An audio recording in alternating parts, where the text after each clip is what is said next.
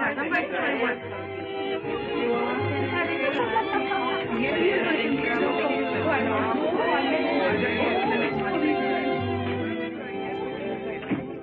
are you, darling? It's gone. It comes and it goes. Oh, how annoying. Believe me, it's of no importance. And yet it makes you so nervous. I can only tell you what the doctor said, to forget it and not to worry. Well, I'd worry. Dr. Vengard. I repeat it. Dr. Vengard is the man for you. Don't let's go into that again. I will not be psychoanalyzed. Oh, now, Jill, that's a very middle-class attitude. I'm a perfectly normal woman. Well, that sounds awfully dull. My dear, you mustn't say that about yourself. Not even in fun. Seriously, Jill, go to Dr. Vengard. He certainly did wonders for Molly McLean. Do you know she was suffering so from claustrophobia she couldn't ride in an elevator? Can you imagine what that means to a woman living in a penthouse? And Dr. Vengard cured her? Well, he must have. I read the other day in Winchell's column she ran away with an elevator boy. Oh, Molly McLean? Oh, people.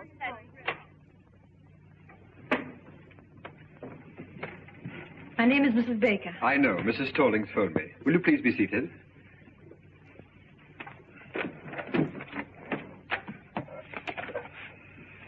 Mrs. Baker. Your first name? Jill. Jill Baker. 685 Park Avenue. 685 Park Avenue. Your age, Mrs. Baker? 22. I'm your doctor, Mrs. Baker. 24. Thank you.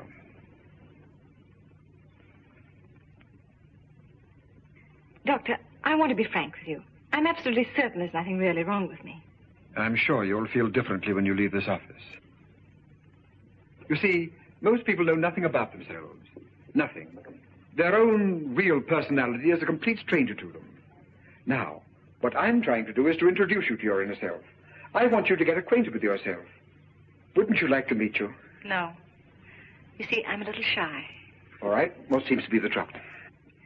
Well, it's difficult to show you the symptoms at the moment because it comes and it goes. Oh. It comes and it goes. Yes. It's so unfortunate. It's always the same whenever I see a doctor. When I come, it goes. And when I go, it comes. Mrs. Baker, whatever comes and whatever goes, there's no denying it worries you a lot. So please drop all your inhibitions, release your inner self, and speak freely. What comes and what goes? Hiccups. Hiccups? Yes. Whenever I get nervous or irritated, I get the hiccups. It's rather unpleasant and sometimes very uncomfortable. Well, naturally, it's a little early to make any diagnosis, but you're apparently getting these hiccups because of a nervous condition. Let's find out what causes that condition. Sounds plausible. Thank you. Would you mind stepping into the next room?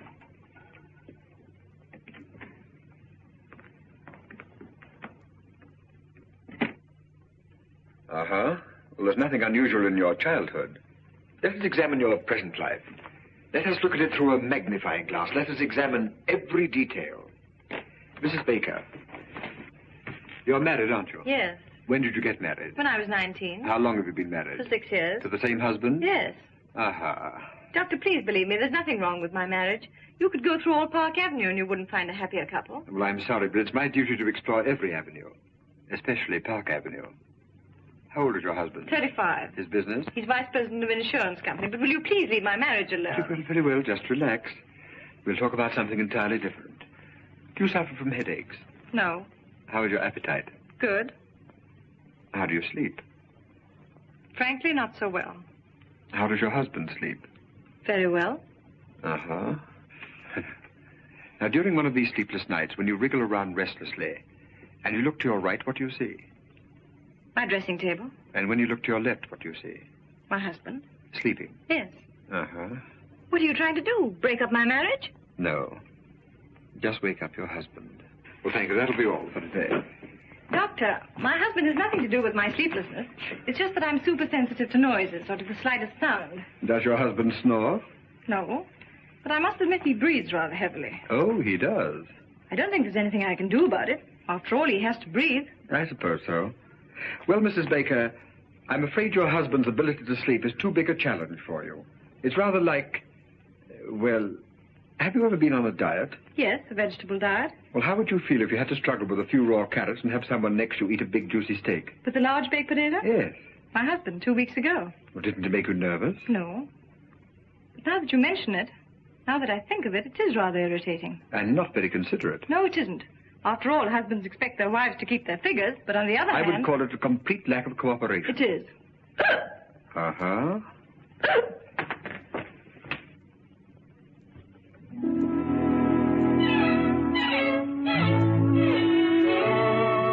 Jill, dear. Hello, Margie. Why, haven't I heard from you? How are you, dear? All right. Anything wrong? Oh, Margie, you shouldn't have sent me to that Dr. Vanguard. Did you go back to him? No, and I won't. He's not going to break up my marriage. There's nothing wrong between Larry and me. That's what I say.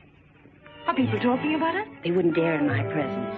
They know you and I are close friends, and I always defend you. I know, dear. Defend me against what? Well, now, after all, town and country called you the Happy Bakers. That's kind of sticking out your chin. Well, how many of our friends have stayed married for 6 years? Why shouldn't they call us the Happy Bakers? Well, why not? Your name is Baker, isn't it? Oh, Margie. I've been perfectly miserable for the last 2 weeks. I'm so marriage conscious. Whatever I look at, whatever I think of, I always find myself connecting it with my marriage. How I hate that Vanguard. And yet, if I'm honest, I must admit... What, dear? Well, if a wife looks at her husband through a magnifying glass, she's bound to see something. Yes, I should think so. Things I was never aware of before. Things I never noticed. For instance? Well, it's just an illustration, but like the other morning. You know how difficult it is for me to fall asleep. Well, finally, when I'm lucky enough to drop off, promptly at 8:15, what do I wake up to? A gargle. A gargle. Mm-hmm. That's the bugle call of marriage. Gargle is reveille, snore is taps. And what is there between? At 9 o'clock in the morning, he goes out of my life. Oh, my dear, isn't it the truth? Oh, I don't know what's the truth anymore. I'm completely confused. I'm so uncertain. I've always heard that the ideal marriage should be something of a mystery. That your husband should remain a kind of stranger to you. Someone whose acquaintance you like to renew every day. You know what I mean. Yes, dear.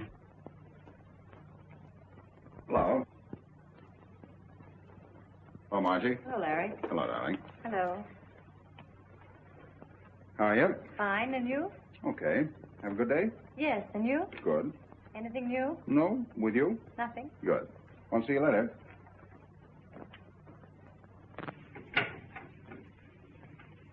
Well, what could he say? Why, of course, dear, there was nothing new, and he frankly admitted it. Jill, Yes, darling. are the Coopers coming to dinner? I don't know yet, darling. I'll let you know as soon as they phone. I wish you would, because if they're coming, I'll have to shave. All right, darling. Now, I don't want to cause any trouble, but cold facts are cold facts. If Mr. and Mrs. Cooper come, that big, awful-looking Mrs. Cooper, he shaves. And if he has dinner alone with his wife, he doesn't shave. And if anybody should shave, it's Mrs. Cooper. I spent 3.5 hours today at Elizabeth Arden's, but I don't rate a shave. My dear, that's the trouble with 95% of all marriages. Husbands don't shave. Don't men realize that a beard doesn't stop growing at 8 o'clock?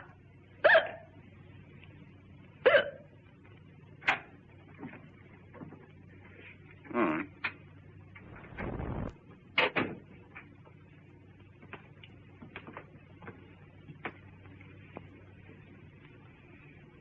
Larry, Yes, dear.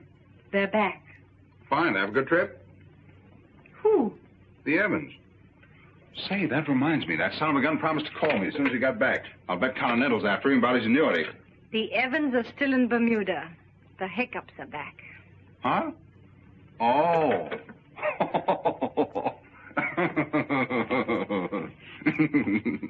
The joke's on me, huh? Yeah, that was very cute. Kick.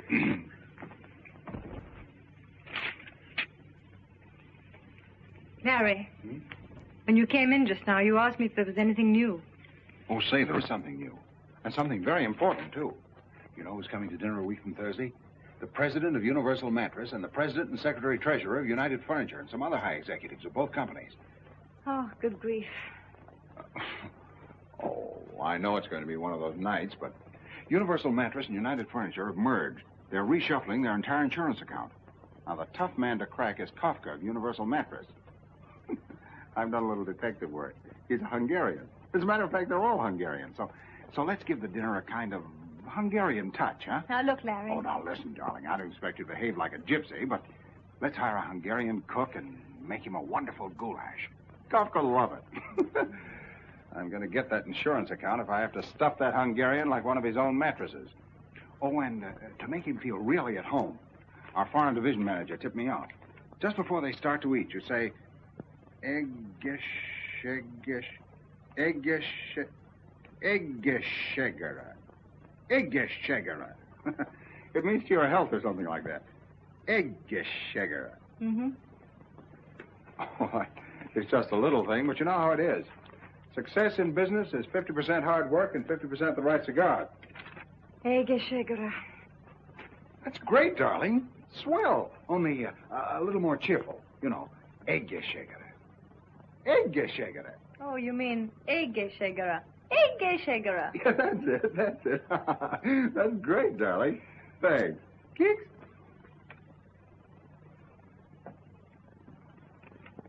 Larry. Hmm? Why'd you do that? Do what? Keeks. Why, I always do that. Why? Well, why does one do things? But when you do it, what does it mean? Is there some underlying thought? I don't know. I never tried. But you do it to me. Well, you're my wife. And that gives you the right to poke me in the stomach whenever you want to. Darling, don't you feel well? Fine.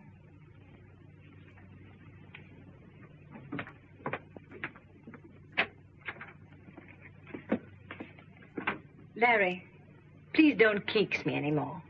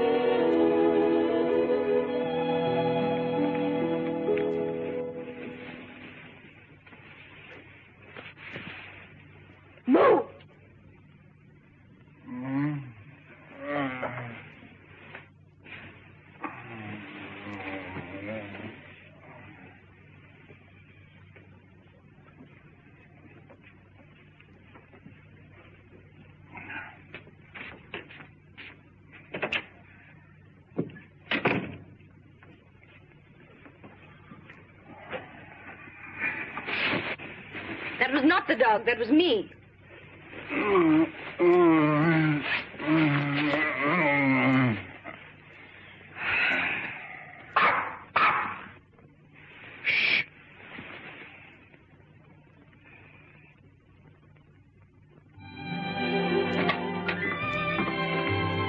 How'd you do? How do you do, Mrs. Baker? Dr. Vanguard will be a little delayed. I hope you don't mind.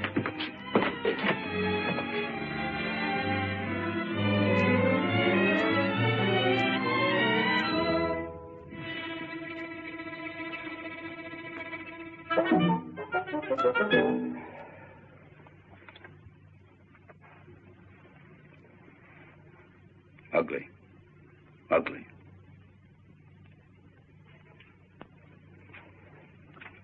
Aren't they ugly?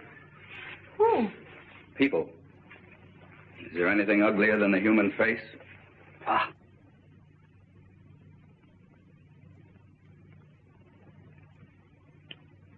You mind if I smoke? Not at all. Smoke yourself? Yes. You haven't got a cigarette, eh? Yes.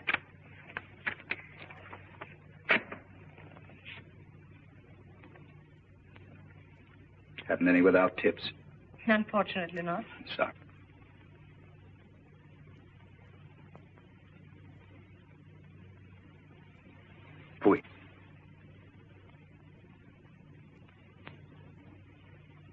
Changed my mind. I'll have a cigarette.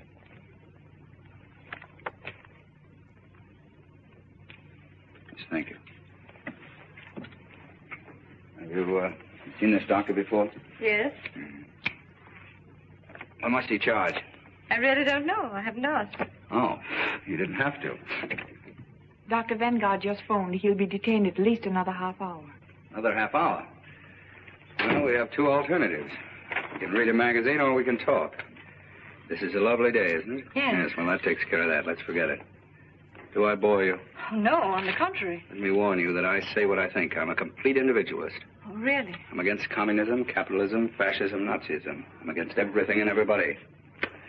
I hate my fellow man and he hates me. Sounds rather amusing. So I amuse you. I'm a clown, eh? Pagliacci. Oh, no, I didn't say that. All right, don't apologize. This Vanguard a good doctor? I'm sure he'll do you a lot of good. Why do you say that? What's wrong with me? I really wouldn't know. After all, I'm not the psychoanalyst. Uh-huh. What's wrong with you? Nothing. Why are you here? You don't go to a psychoanalyst to have a tooth filled. So what's wrong? I think we'd better read magazines. All right.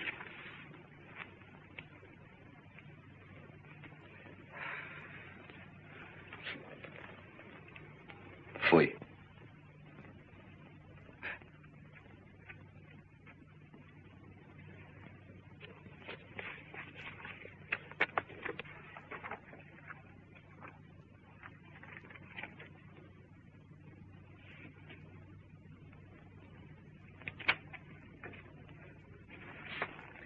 I hate to bother you again, but what does one have to do to be happy?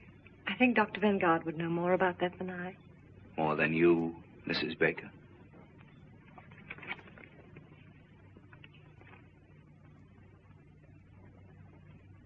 Oh, that article. You know, Mrs. Baker, this is the first time in my life I've ever met a really happy person. Seems to irritate you. No, it makes me curious.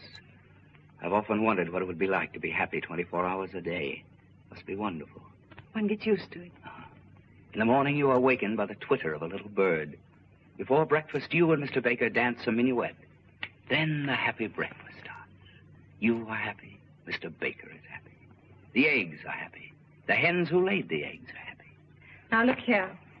My presence seems to annoy you, so I think I'll leave. No, I'm sorry, Mrs. Baker, but if you feel that way, naturally, it is I who'll go. Oh, no. I'm afraid you need the doctor more than I. Are you sure, Mrs. Baker? You see, that's an interesting question. We're both here for the same reason, happiness. One has not enough, one has too much. Who needs the doctor more? Now, that's interesting, isn't it? Rather, but I don't like to discuss it. Yes, I understand, Miss Baker. Well, I'm very happy to have met you. I'm very sorry if I've offended you. Goodbye, Miss Baker. Goodbye. Fui. Oh, just a moment. Yes? May I ask you one question? Certainly. Yes? What's wrong with that picture? Are you really interested? Yes. Sit down.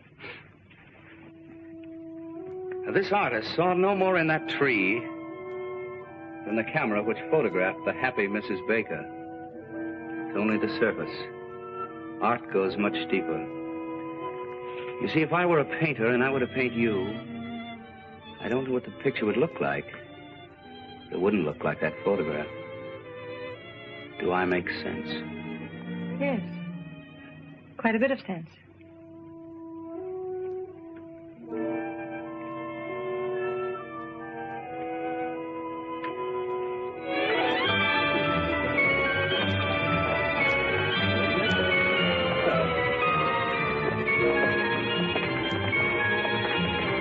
How do you do? Hello, Sebastian. Hello. Oh, by the way, my name is Sebastian. Oh. Alexander Sebastian. The name mean anything to you? Be frank? Well, if you insist, no. It's all right, it's all right. Why should it? Let's look at the pictures.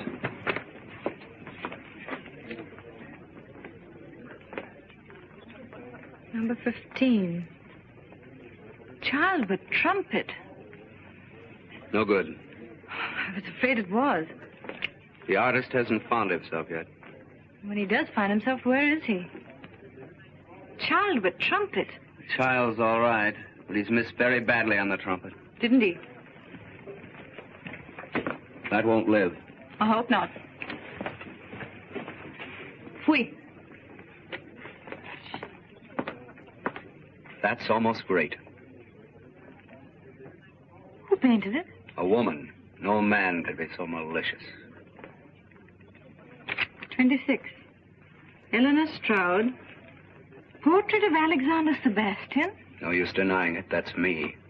That woman didn't paint me. She performed an autopsy. She saw me. Frankly, the whole thing looks to me like a puzzle.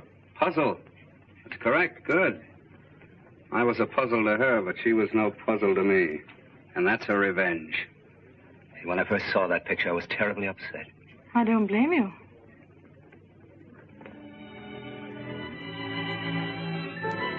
What do these notes mean? I'm a musician, a pianist. Oh, a pianist. Oh. And this pedestal here? Well, that indicates greatness. Tell me, why didn't you put your statue there? Is there any reason? There is. You see that little line? You mean this line? That's my whole trouble. Oh. That line sent me to Dr. Vanguard. Well, you might as well know that I'm inhibited, artistically. Let's have a drink. Oh, just a moment, just a moment. What about this clock? A clock? Yes. Oh, that never should have been there. Why? Well, that's a personal matter. Are you sorry that you came here? Oh, no. No, on the contrary. It's all so fascinating. It's a new world. I can't quite grasp it. Whatever you want to know about me, just ask me. That clock shows 12:15. Is it 12:15 by accident, or does it mean something? It means something. Oh. Let's stop talking about myself. Let's talk about something else. When is your next concert? Yes, when? When I overcome it. Overcome what? That little line. Oh, you mean your inhibition? Yes. You see, when I play... Tell me, this 12:15, is it noon? Midnight. Any particular midnight? Mm-hmm.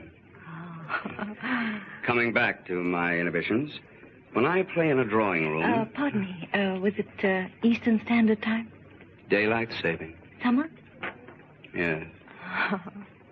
Well, when I play in a drawing room for just one person, the right person, I'll be perfectly frank with you, I don't think there's a greater pianist in the world.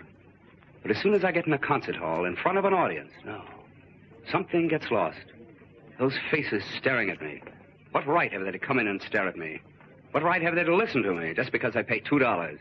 Some cases $2.50. Why do I bother you with all this? Oh, but I'm glad you did. It's fascinating. You are a puzzle, Mr. Alexander Sebastian. And don't you try to solve me, Mrs. Happy Baker. Come on.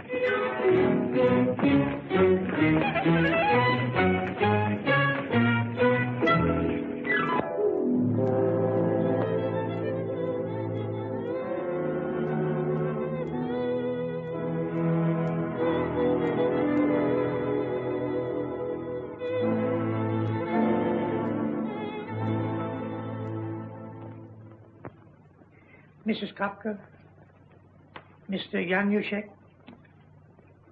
Mrs. Yaroshi, Mr. Jones. Jones? How does a foreigner like that get in here tonight? He's Mr. Baker's lawyer. Oh. Well, I suppose you always have to have a lawyer with Hungarians.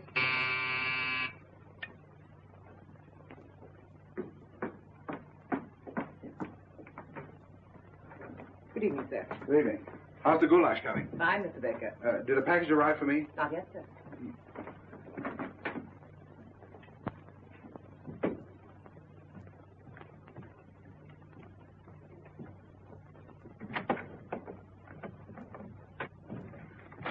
Oh, darling. Hello, dear. Anything new? No.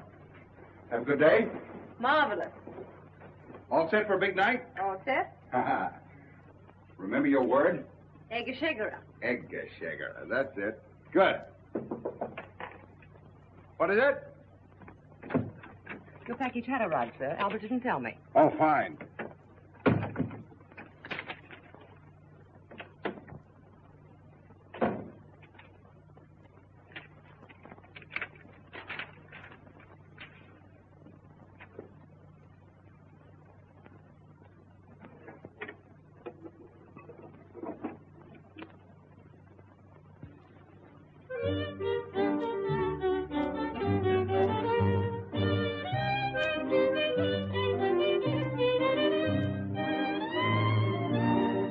be.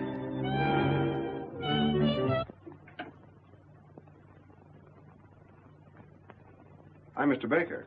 Mm-hmm. May I ask what you're doing here? Waiting? Oh, you're waiting. Tell me, how soon do we have dinner? Dinner? That's what I was invited for. Oh. Oh, I'm sorry.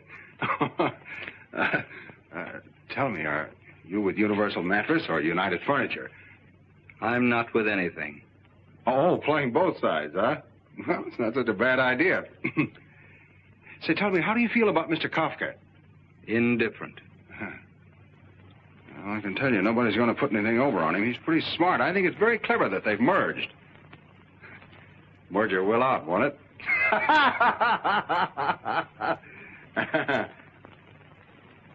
Yeah. Look, you want me to enjoy this evening, don't you? Well, yes, certainly. All right, come here. This vase insults me. It's ugly. Let's put it away.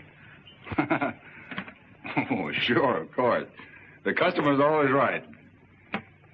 Anything else in the room you'd like to change? Lots. Well, I think we're going to have a very enjoyable evening. I'll let you in a little secret. We've got goulash. Goulash. Yeah, goulash. Scrambled eggs for me. Well, only a suggestion. Will you forgive me? I must dress. Just continue to make yourself at home.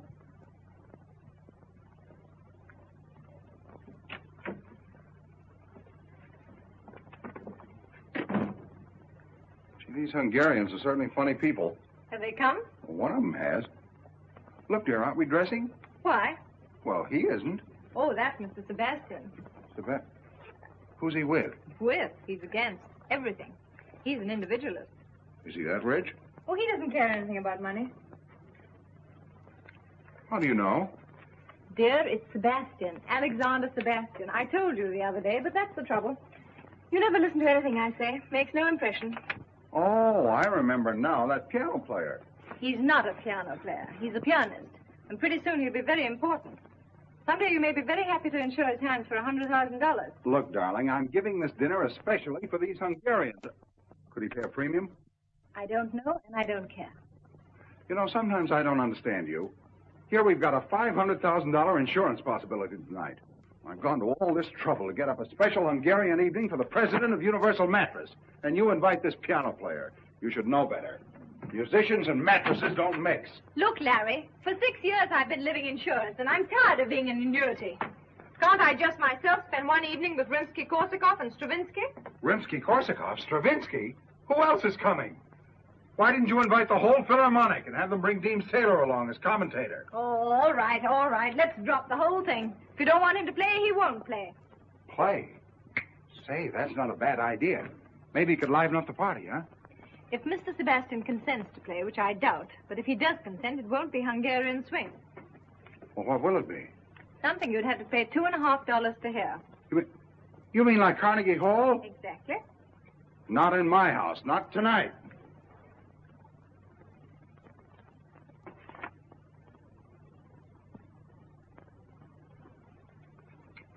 What's this? Oh, that's a reproduction of a painting I saw in an art gallery. Do you like that? Love it. Well, what is it? Can't you see? Now, listen, quit kidding me. What is it? It's a portrait A portrait? Of what? of a man. Listen, I know I'm just a poor, ignorant insurance dope, and I don't know anything about Stravinsky. But we've been married for 6 years, and I think I've made you a pretty good husband. When I ask you a question, you still ought to do me the courtesy of answering. You don't have to make fun of me. You know what this is? The Grand Canyon.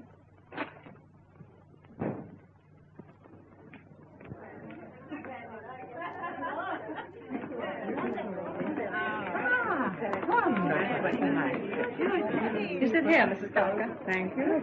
And that's why, Mr. Kafka, we're the only company for you. Sounds very reasonable. Let's talk about it after dinner. Yes, indeed. After dinner, we'll have a good long talk right here, Mr. Kafka. All right. Mrs. Baker. Thank you, Mrs. Coffin.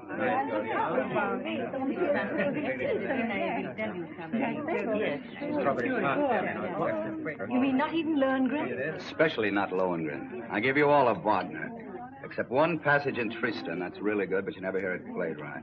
Perhaps someday I could hear you play it as it should be played. Perhaps. I don't eat strawberries. Oh, I'm sorry. All right.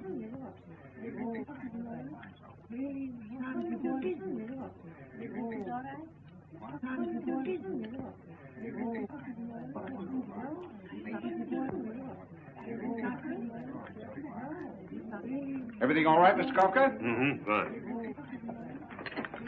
Ege Shegera.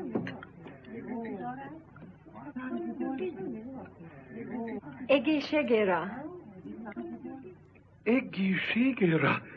Egészségére? Milyen jól mondta ki. Hallottátok? Azt mondta, hogy egészségére. Egészen jól mondta magyarul. I thank you so much, Mrs. Baker. You make one feel at home. That's what I call hospitality, Mr. Baker. I didn't know she knew it. I wonder where she picked that up. What does it mean? To your head. Oh, isn't that nice? And she pronounced it so well. Ignát, Igen, szívem. ugye milyen jól mondta ki magyarul? Igen, nagyon jól. Nagyon jól. Egészségére. In my régen nem beszéltem magyarul. How comes you speak Hungarian? Were you born in Hungary? No, I studied music in Budapest. Budapest. Jaj, Budapest. Oh. I lived at, what's the name of the street? Andalusia. Andrássy úr! Andrássy! Hát én ott laktam az Andrássy út 54 számmal. 54? Én ismerem, igen. Ott volt a kávéház. Andrássy kávéház. Minden délután ott volt az Andrássy. Annál szebb utca nincs is a világon. Gyönyörű, Minden nap ott sétál.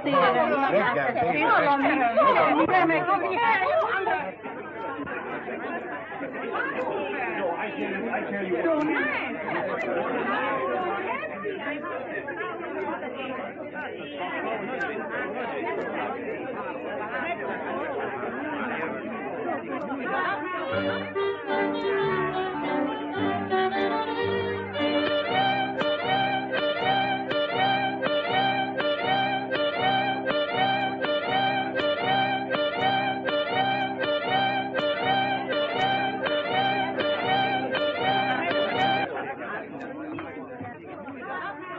I just got a call. Kafka's launching with the Hudson Insurance people tomorrow. It's tonight or never. What about the legal aim? My office is working overtime drawing up the contract. All right, I'll go right after them. Well, enjoy the goulash, Mr. Kafka? Good goulash. Very good goulash. If your firm is as good as your cook, we might get together. Well, I'm glad you brought that up. Now, here are the details. Yaroshin, Laszlo, come here a minute. After all, we are partners. I want you to listen to Mr. Baker's proposition. Well, gentlemen, here it is in a nutshell. Everybody, please, I have a treat for you. Mr. Sebastian, you know, is a very well-known pianist, and he's kindly consented to play for us. So if you'll all be seated.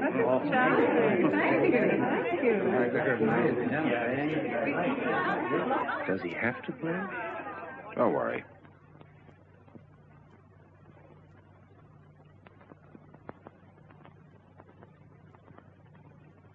Mrs. Baker. Yes, Mr. Sebastian.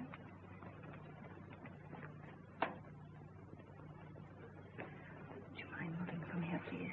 Yes. Come on, show you a message.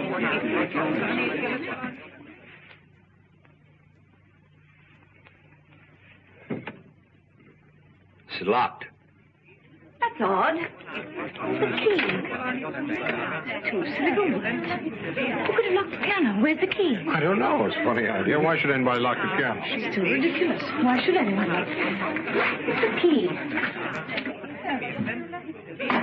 As I was saying, Mr. Kafka, my proposition's a very simple one, but a very sound one. I broke it. Don't you worry. I won't. Now, Mr. Sebastian, please tell us. What are you going to play? Well, first I'm going to play... Mrs. Baker. Yes, Mr. Sebastian. All right.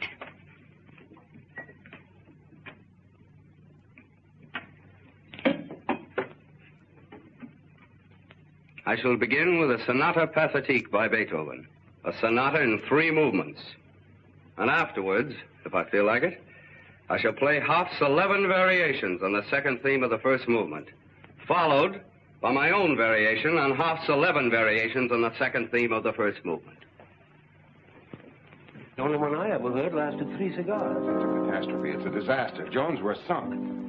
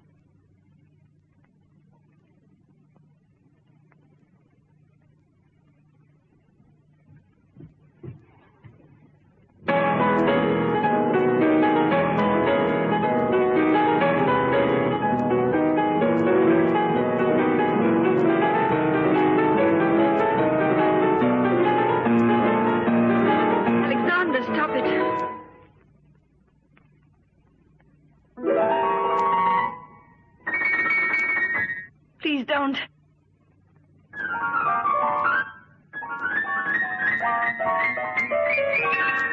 No. No.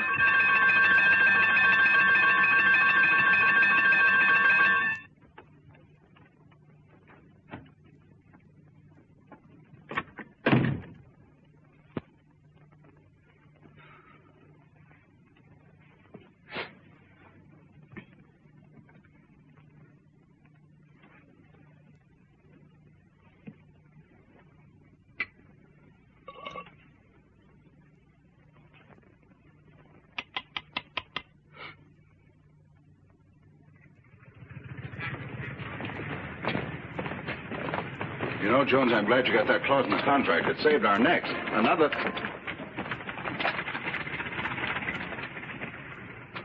Wait a minute. I'm going to have some fun.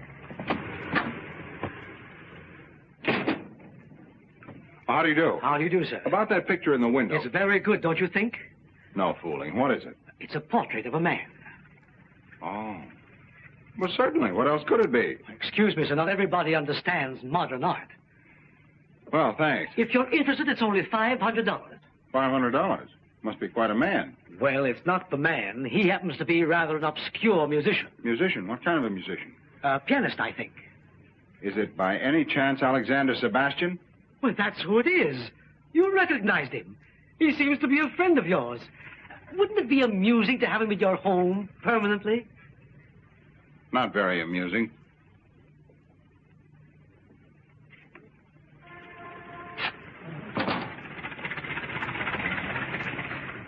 A cheap guy like that. Who? Him. Goodbye, Jones.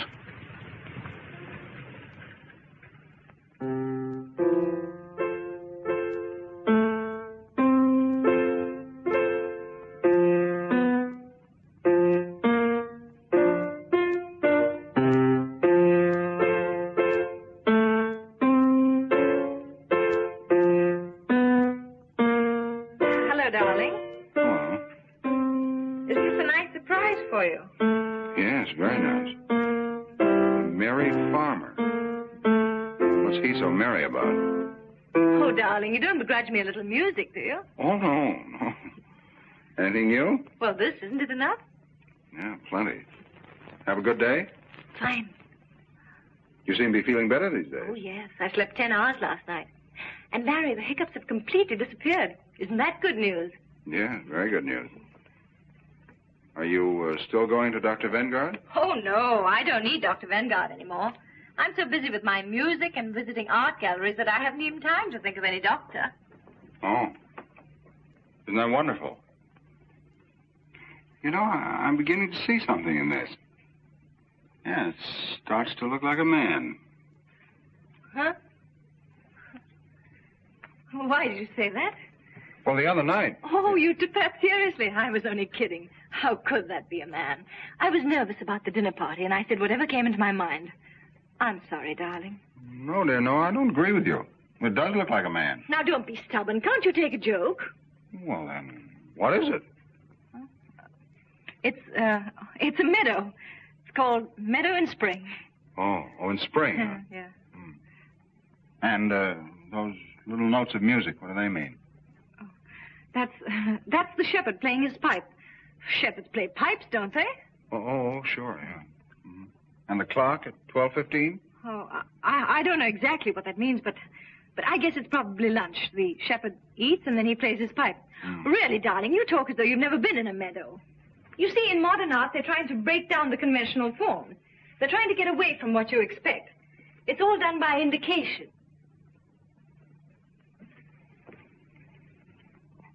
What are you doing? Oh, I'm just putting a mustache on the shepherd.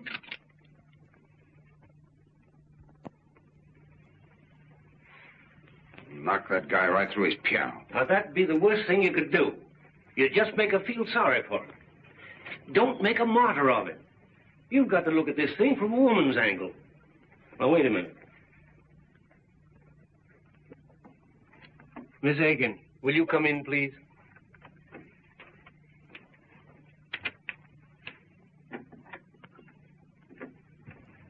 Miss Higgins, we want a woman's point of view on a certain situation.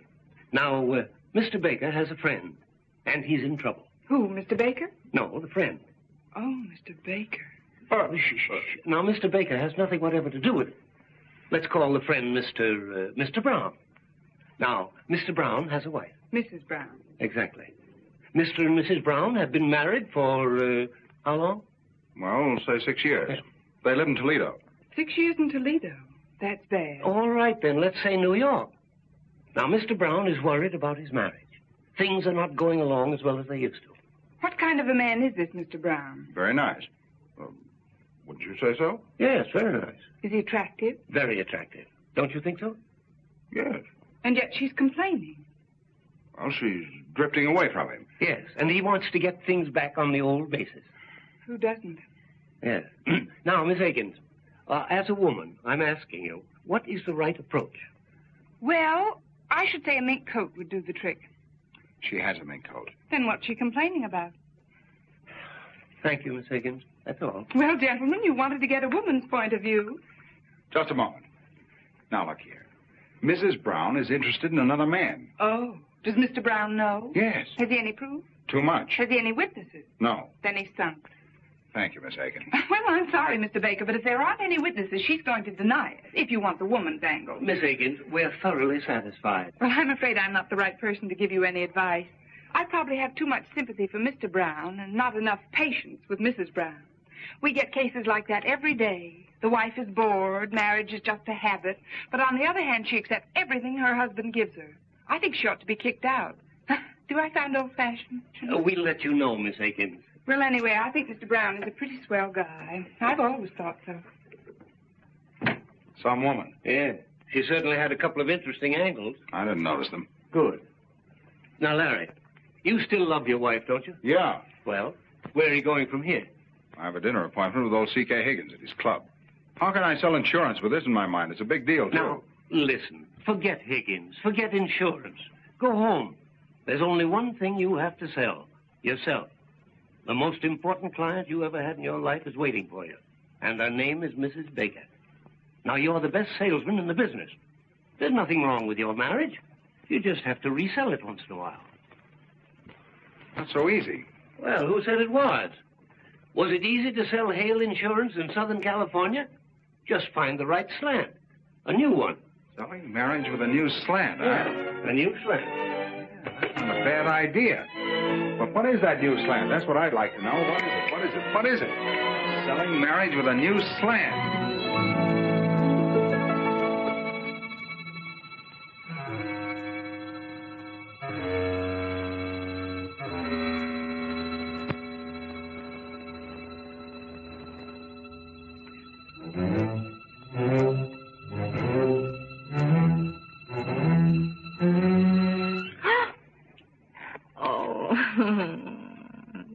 surprise, eh? Hello, my genius. Who are you going to be this evening? Come, tell your little cadenza. Are you Mozart, playful, tender? Or are you the thundering Beethoven, strong, fiery, unyielding? Come, darling, tell your little cadenza.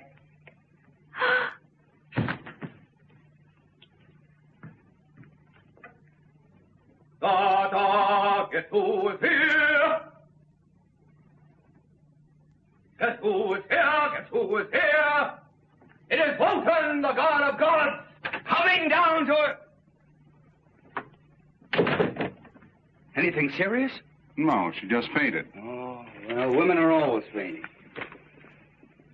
Any particular reason? No. She just thought I was a genius. Then she found out I wasn't, and it was too much for her. Please make yourself at home. I'll be right back. I want to get some smelling salts.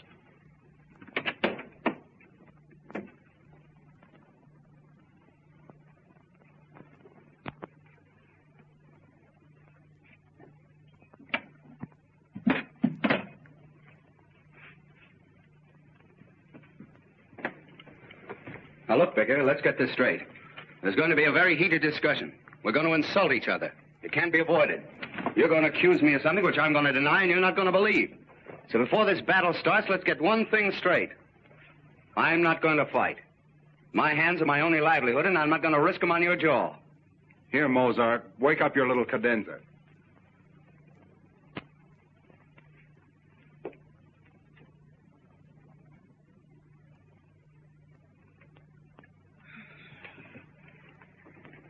What's happened? Well, I... You! What? That's very funny. You know what I thought? Look, I think I...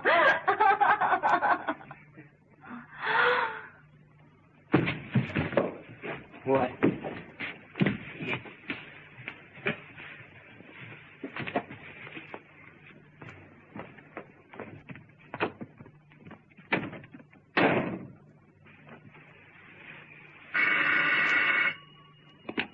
Hello?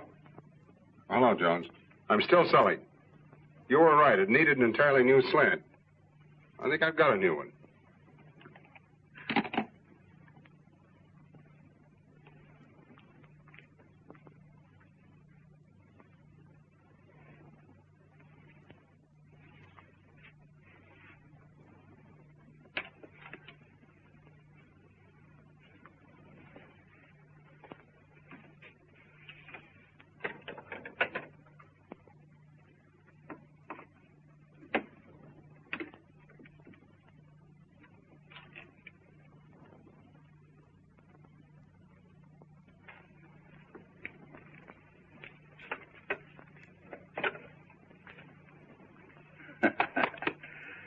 Baker, I don't trust you. Oh, come on. Have a cigar. Either you have something in the back of your mind or that cigar stinks. No. That's the same cigar I give my customers. How old are you, Sebastian? Not as old as you? Right in the prime of life, huh? You in good health? Good enough. Even better after I've had dinner. But I'm not going to fight. No. I don't want to fight. But you might run into a husband sometime who hasn't my respect for great music. Where would you be then? Come on, Sebastian. I'm going to do something for you whether you like it or not. I'm going to insure your hands. That'll give you complete freedom of action. It'll give me 5%. And we'll both be happy. I'm not going to fight. No, I know. I understand. You're an isolationist. Isolate yourself over there. You know, the best part of this whole thing is that we... Sit down. We can write this hand insurance as a subclause to your life insurance. Life insurance? What do I want with life insurance? Have you any dependents, any relatives? Relatives? Fui. I'll tell you. You can leave it to my wife. She can buy herself a beautiful brooch in the shape of a piano with little diamond keys. And then every time she pins it on, she'll think of poor dear Sebastian. Believe me, if anybody should insure his life, it's you. And right now...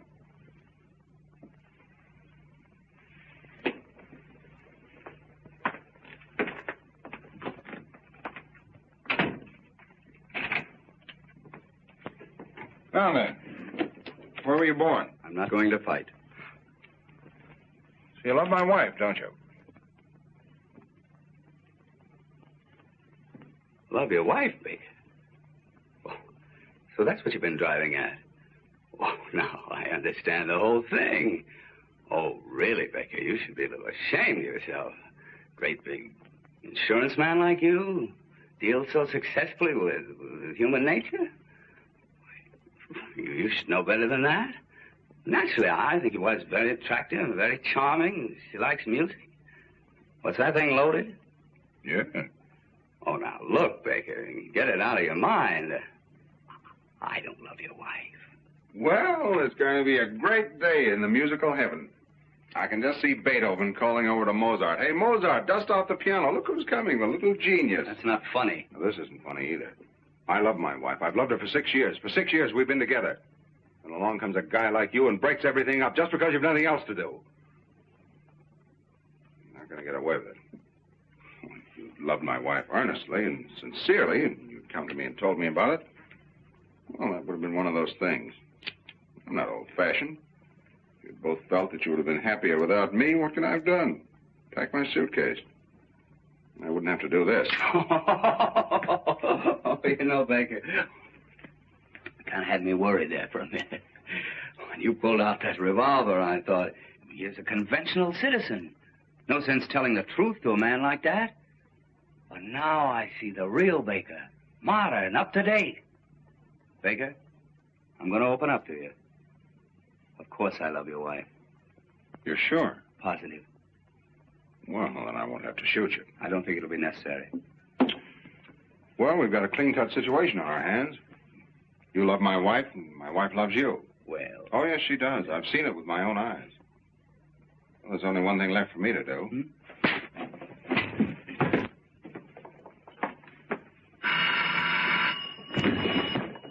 Hello? Oh, hello, Jonesy. I'm still selling.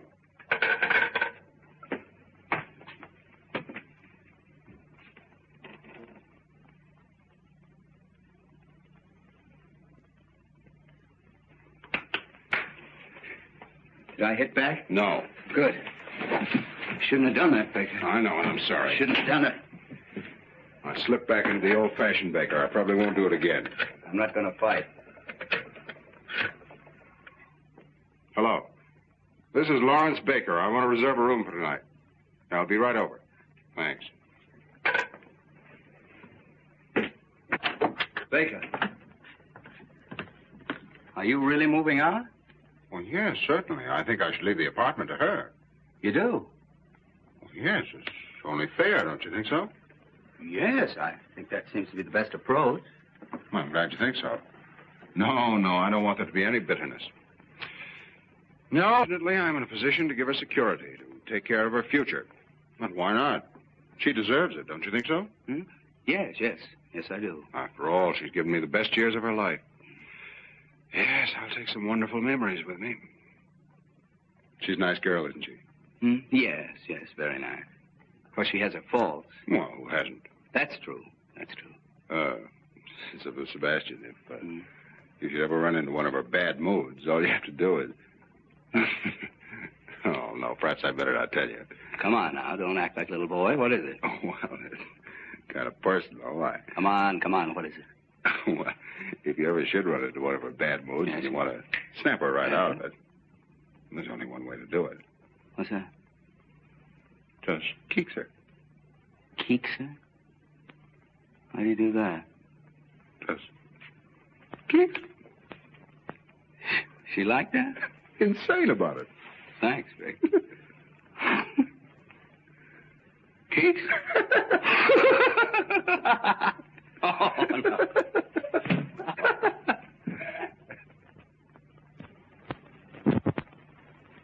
Now, about the cause for divorce. According to New York state law, one of the parties must have a correspondent. Oh, there must be some less embarrassing way. Not in New York. Well, you don't have to do it. I'll get the correspondent. Oh, no. I wouldn't like to put you in that position. Well, that's all right. But why should you take the blame? Oh, it's okay. It's quick and painless. Very white of you, Baker. Thanks, Sebastian. That leaves the property settlement. The following agreement has been reached between Lawrence Baker, hereinafter referred to as a party in the first part, and Jill Baker, hereinafter referred to as the party of the second part. It is understood that the party of the first part transfers title to the apartment at 685 Park Avenue to the party of the second part. What about the furnishings? Yes, what about them? Well, I didn't understand that you Oh, were... yes, I want everything transferred to the party of the second part. Can't we take that up later? No, let's get everything settled now. You're entitled to it. Oh, now look, Now, he's only trying to be fair. you're too generous. No, just fair. That's all. Well, if there's anything you want... Oh, I don't need anything. What would I do with it? But Larry... He lives in a hotel. Where would he put it? He'd only have to pay storage. That's right. Well, I'd better change this.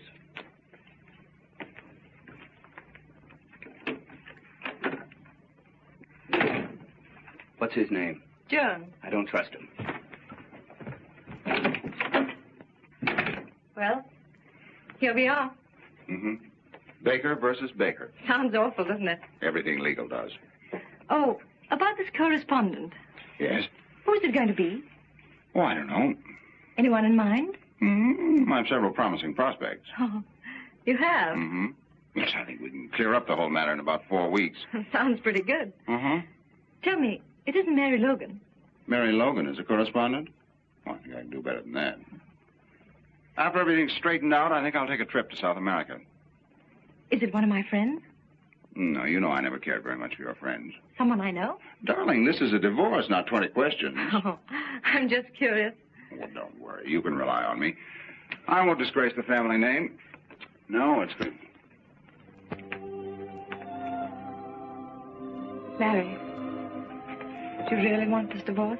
Absolutely, don't you? Well, Well, don't tell me you don't want it. That'd be a great disappointment. After all, you're seriously in love with Sebastian. Otherwise, you wouldn't have... Well, we wouldn't be here. You're too fine a person, Jill, to have done all this just to fill out your day. I've always believed that you're sincere. I still do. I'd like to take that memory with me. I'm sorry if I hurt you. You couldn't help it. Don't worry, there'll be no bitterness. Funny, isn't it? For 6 years you were my husband. Now you're the party of the first part. I used to be your Jill. And now I'm hereinafter referred to, and that's all.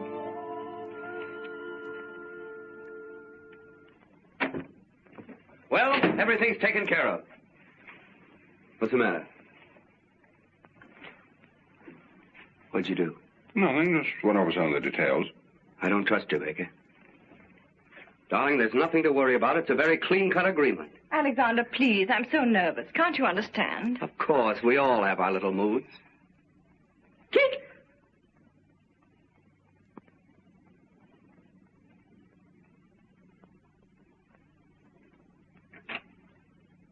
Now let's read this again.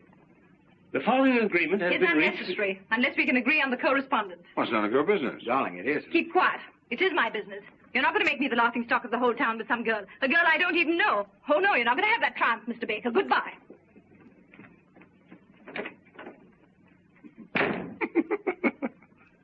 Kicks? Don't do that, Baker. Jill! Jill! Jill! And that, my dear Mr. Jones, is what is known as protecting your original investment. Let's get a drink. I think you softened her. Softened her, destroyed her. She's going to come back and eat out of my hand. And what I'm going to do to Mrs. Jill Baker, hereinafter referred to as Jill Lamb Baker. If you want to buy a good piano cheap, Jones, you can have it. No. Oh, am I going to be difficult? I'm going to be the mad dog of 685 Park Avenue. Heil Baker. Mr. Jones, Yes, Mrs. Baker. about this correspondent, what does the law require? Well, she... No, in case I have the correspondent. Oh, well, you have to be found alone with him in your apartment, and he with his coat off. I see. Alexander, Yes, darling. are you willing to take your coat off for me? Anything you say, darling. Oh, no. No, no. Oh, yes, You mean you really want to do that? I do. You want to compromise me with that guy? Ah, you seem to forget, Baker, that she's in love with that guy. Keith! You brute! Alexander! Alexander! Alexander! Snoogey! Snoogey? Calling that Snoogey? Come on, darling. There you are. You'll be all right. Sit down here. For 6 years I've been married to a brute and I didn't know it. But divorce, yes, that's the only solution. All right. Why don't you go to Reno? Yes, Reno. I don't want to go west. Oh, darling, how are you? Unshaken. Would you establish residence in Pennsylvania? Pennsylvania? It's around Philadelphia, isn't it? In the neighborhood, yes. That's not bad. They've got a good orchestra. It'd be easy to communicate with New York. Very well. Shall we say Pennsylvania? All right, Pennsylvania, China, anywhere. Only let's get it over with. Okay, let's look up Pennsylvania. Pennsylvania. There.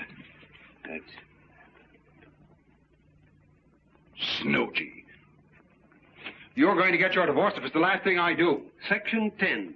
Innocent spouse may get divorced provided the other spouse shall have, by cruel and barbarous treatment, rendered life intolerable and burdensome to said innocent spouse. Sounds promising. Shouldn't be difficult for you to be barbarous. No, my innocent spouse. What do I have to do? Well, let's call in a witness. Let's say my secretary. And first, you two start a quarrel. With pleasure. And then I'd say maybe you slap her face. Slap her face? Oh, no. So, you can hit a man, but you don't dare strike a woman. You coward, you. All right, I'll do it. Very well. Now, let's rehearse the whole thing. Now, here's the plan. Miss Higgins, will you come in, please? Right away, Mr. Jones. Now, remember, I start to dictate a letter. As soon as I snap my fingers, you start the argument. And when you say, You cheap second-rate insurance peddler. when I hit you. Now, Baker, don't let it down. Miss Higgins! Miss Higgins!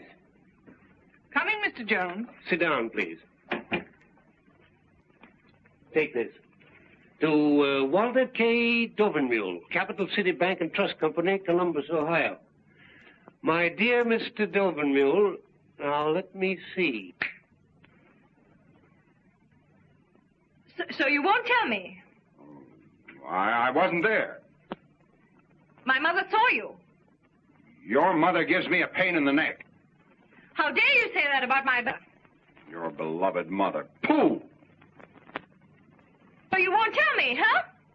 I wasn't there. But my mother saw you. Your mother gives me a pain in the neck. How dare you say that about my beloved mother? Your beloved mother. Pooh! Who are you to pull my mother? Your mother. Do you know what your mother reminds me of? Hey, stop! Stop! Just a minute. Miss Higgins, I didn't tell you to leave. Yes, for heaven's sakes, Miss Higgins. Sit down. Now, read that back to me. Mr. Walter K. Dovenmule, Capital City Bank and Trust Company, Columbus, Ohio. My dear Mr. Dovenmule. So you don't like my mother? No, I don't like your whole family. Oh, you don't? No, I don't like your father. I don't like your brother. And you know what your mother reminds me of? What? Of you. That'll give you a rough idea of what I think of your mother. You cheap second-rate insurance peddler. You cheap second-rate insurance peddler.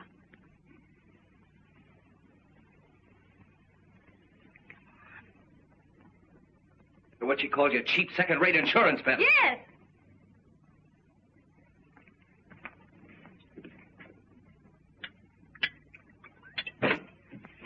Now, look, man, our whole happiness is at stake. One good sock.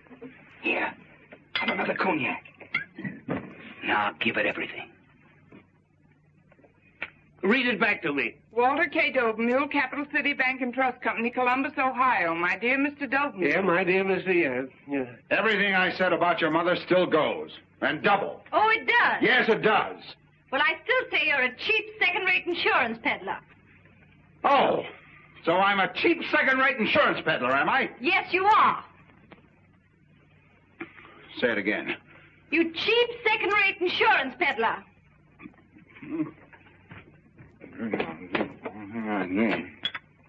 Fui.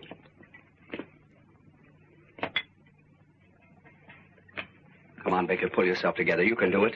Swell guy like you. Read it back to me. Walter K. Dovenmule, Capital City Bank and Trust Company, Columbus, Ohio. My dear Mr. Dovenmule.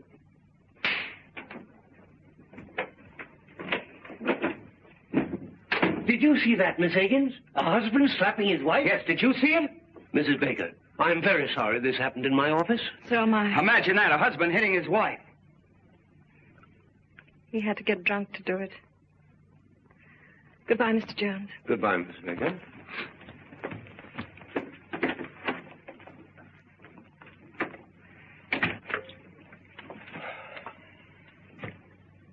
What about Walter K. Dovenmule? Tell him I'm out.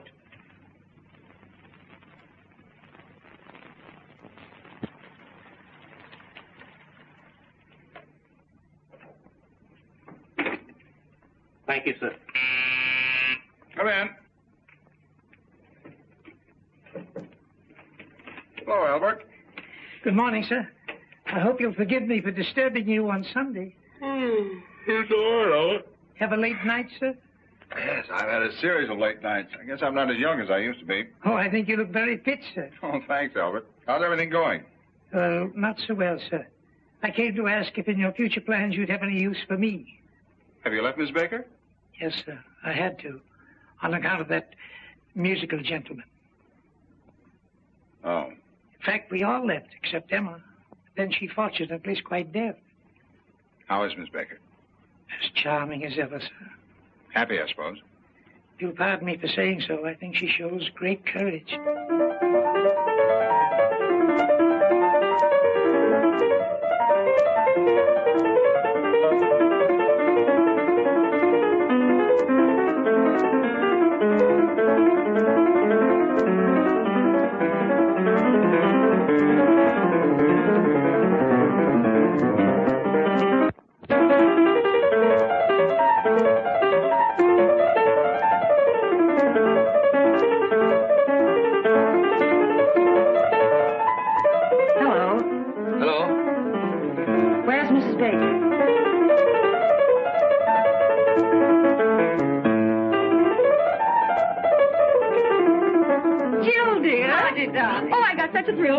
Why shouldn't I, old friends like us?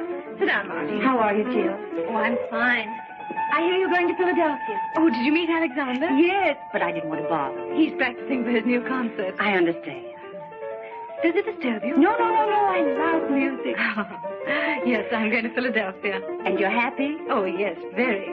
Of course, I'm still a little bewildered. It's all so new. I guess it's all very exciting. Oh, yes, very exciting. Being transferred from the business world into the world of art. Nothing but Bach and Tchaikovsky. That's Bach he's practicing. Oh, yes. You sure it doesn't disturb you? Oh, no. I love it. You don't have to be ashamed. Not everybody likes Bach, so if you want him to stop... My dear, I wouldn't think of it. The whole thing sounds so very romantic. Yes, very romantic. Oh, by the way, have you seen Larry? Yes, I saw him last night at the Monte Carlo. Larry at the Monte Carlo? Yes. Imagine. Just a moment.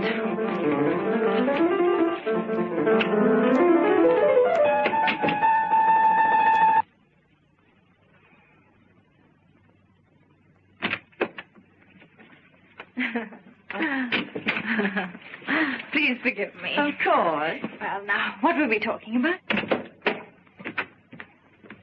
So, you don't like my music, eh? Oh, Alexander. I make nothing but a lot of noise. All right.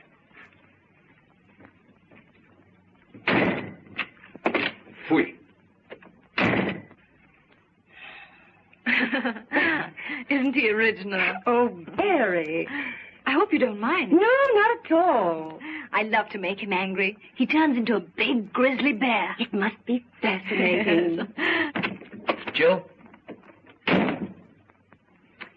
The bear.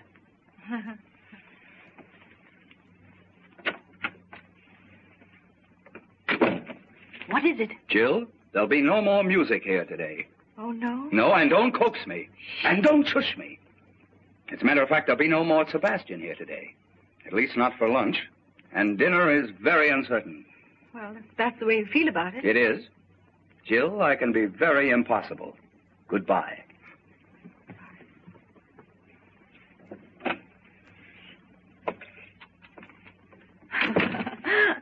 What fun. I only hope poor Larry has as good a time as I. Well, when I saw him at Monte Carlo. Oh, yes. I suppose that was another one of those dull business evenings.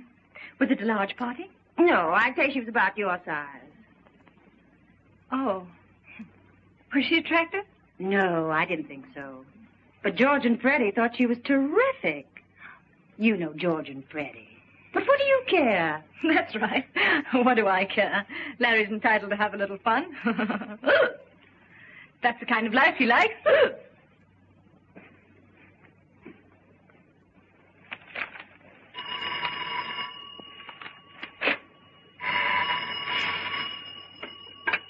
Hello? Hello, Sally, darling. I feel pretty good considering. What about you? Mm-hmm. That's right. Huh? Well, no, I'm sure you took it with you when we left for the Monte Carlo. Wait a minute.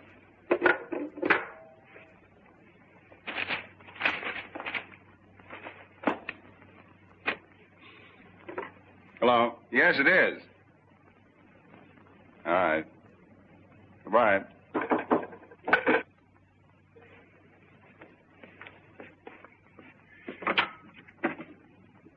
Hello. Hello. You going to throw me out? Jill, you shouldn't come up here. It's rather embarrassing. Well, I was just passing by. But after all, if Sebastian finds out... Oh, don't worry about that. But I do. A girl engaged to be married, coming to a bachelor's apartment, and unannounced. Just a moment.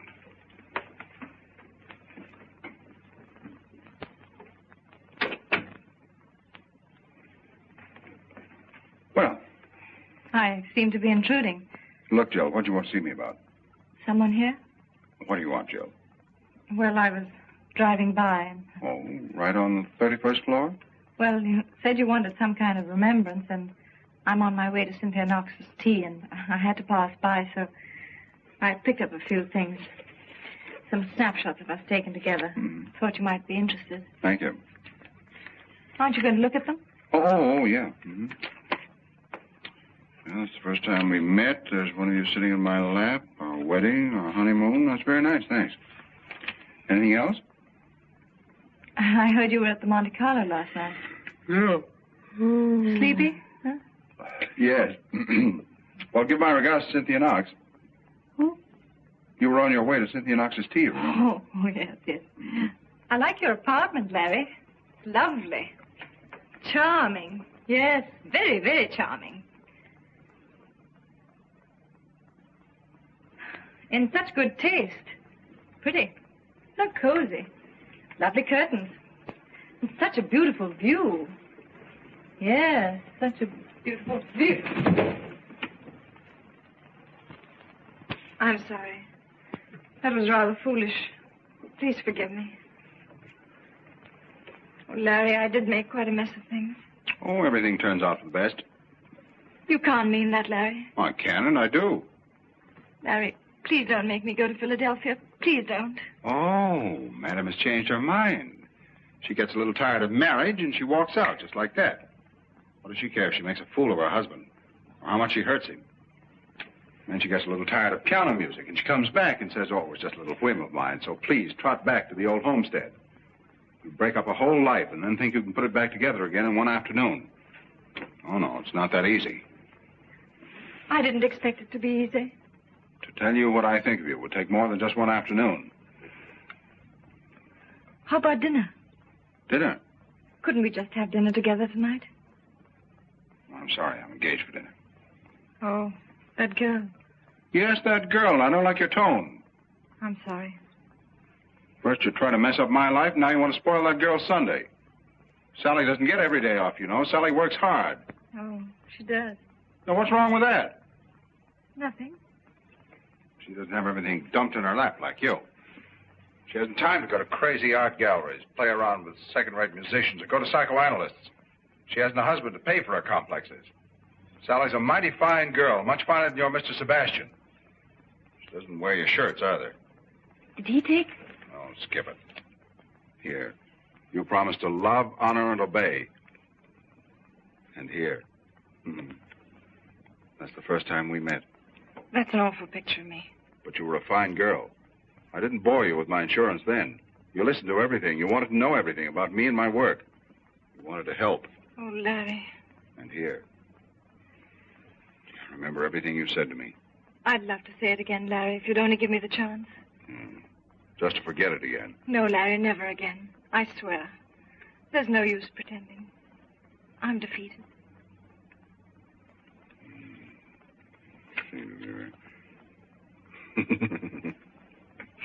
Gee. I'll always remember that tree in front of our hotel window. And that funny old Italian waiter? Well, that wasn't here. Oh, yes. No, it wasn't. No, here. Oh, that's right. That's the front porch. Our first breakfast. Yes. Oh, Larry, couldn't we have dinner together? Not tonight. Why not? Sally? Let me talk to her. Oh, no. Woman to woman, she'll understand. No. Please, Larry. Well, you don't deserve it, but I'll see what I can do. Thank you, darling. You stay right here. It's going to be very tough.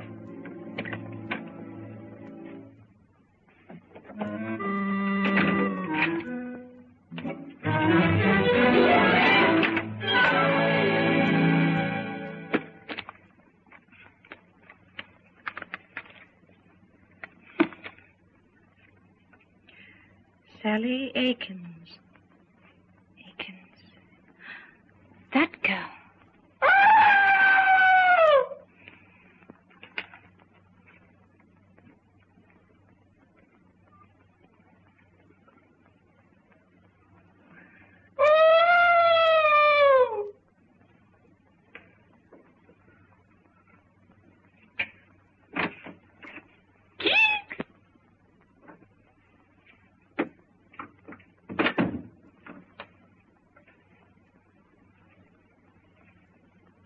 How do you do, Miss Akins? Oh, hello, Mrs. Baker.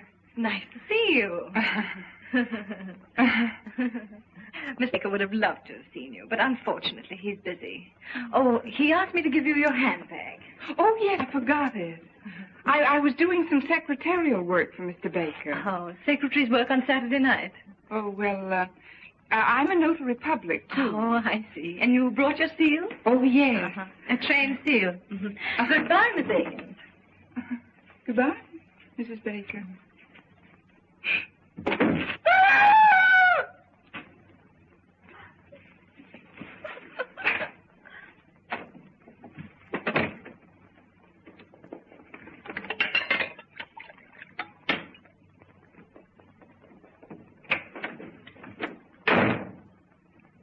Sweet. Sweet.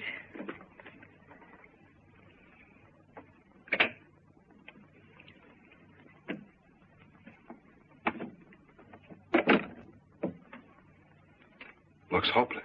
Oh. It's much more serious than I thought. That girl's really in love with me. She adores me. I don't blame her. She says she can't live without me. And I believe her. And I, too. It's understandable. You're very wonderful. Oh, yes, you are. How about dinner? But you know I can't. How about after dinner? Do you want a suicide in your conscience? Oh, no, not that. Well, there you are. You're right. It's hopeless. It's too bad, Joe. Everything could have been so marvelous. Yes. There's no reason we couldn't really have been happy. Yes, but it's too late now. It looks like the end. Goodbye, Larry, and good luck. Good luck.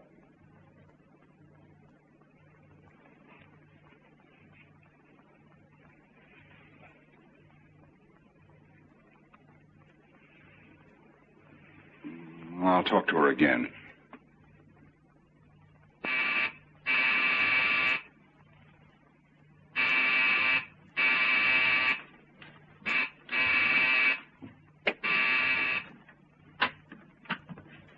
Mrs. Baker home? Yes, sir. Never mind. Guess who is back?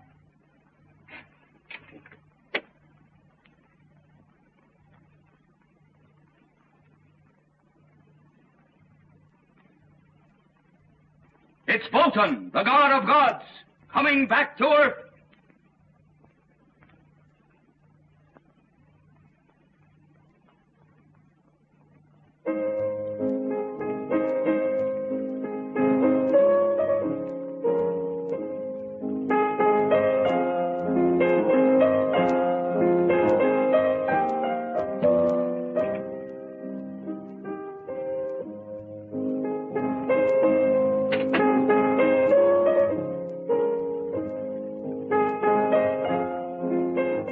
A little bit softer, please.